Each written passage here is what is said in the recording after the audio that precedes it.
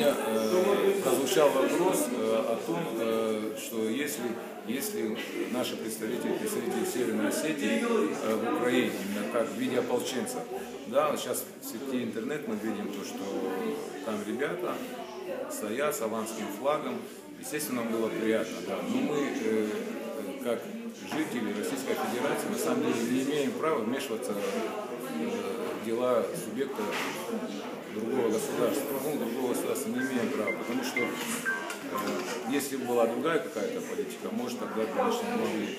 Но на сегодняшний день мы можем сказать, что в Украине около 60 тысяч наших соотечественников, которые проживают, жители Украины, но они осетины, да. И я думаю, они тоже не могут в стороне остаться против того беспредела, который сегодня там творится.